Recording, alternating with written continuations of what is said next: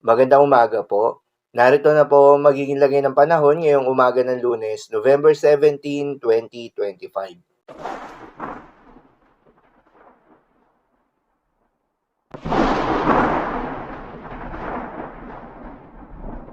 Sa kasalukuyan na tayo sa pag-asa, Intertropical Convergence Zone pa rin o ITCZ o yung banggaan ng hangin mula Northern at Southern Hemisphere ang patuloy na nakakaapekto sa Palawan, Visayas at Mindanao. Dahil dito ay asahan yung maulap na kalangitan na may kalat-kalat ng mga pagulan at thunderstorms. Northeast monsoon naman o hanging amihan ang patuloy namang nakakaapekto sa may Northern Luzon dahil dito ay asahan yung bahagyang maulap hanggang sa maulap na kalangitan na may kasamang mahihinang mga pagulan. Shearline naman o yung salubungan ng malamig at mainit na hangin ang nakakaapekto sa may eastern section ng Northern Luzon dahil dito ay asahan naman yung bahagya hanggang sa maulap na kalangitan na may kalat-kalat na mga pagulan at isolated thunderstorms. Habang sa nalalabing bahagi pa ng ating bansa kasama ng Metro Manila, ay asahan naman yung generally fair weather condition, mainit at malinsangan na panahon sa umaga hanggang sa tanghali.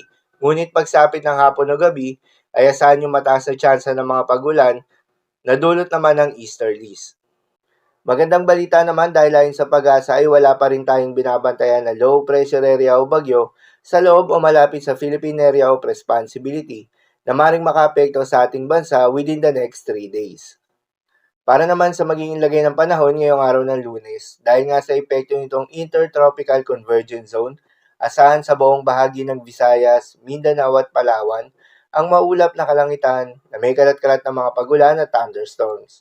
Posible ang mga pagbaha o pagguho ng lupa due to moderate to at times heavy rains.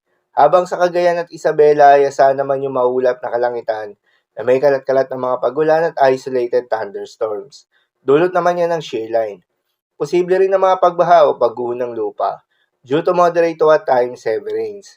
Habang sa Ilocos Region, Cordillera Administrative Region at nalalabing bahagi ng Cagayan Valley ay asahan naman yung bahagyang maulap hanggang sa maulap na kalangitan na may kalat-kalat na mga mahihinang pagulan na dulot naman ng northeast monsoon.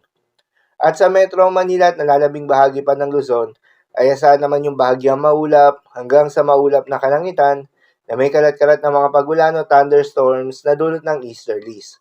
Posible rin ang mga pagbaha o pagguho ng lupa during severe thunderstorms. Madalas, nabobo ang mga thunderstorms na ito tuwing hapon o gabi na nagtatagal ng 1 hanggang 2 oras.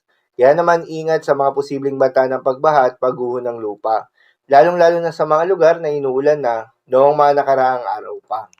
Para naman sa magiging lagay ng mga dagat baybayin, ayon sa pag-asa ay wala tayong nakataas na gale warning sa anumang seaboards ng ating bansa. Kaya naman malayang makakapamalaot yung mga kababayan nating mangingisda. At yung may mga maliliit na sasakyan pandagat, subalit iba yung pag-iingat pa rin dahil inaasahan yung katamtaman hanggang sa malo na karagatan, particular na sa may northern seaboards ng Luzon.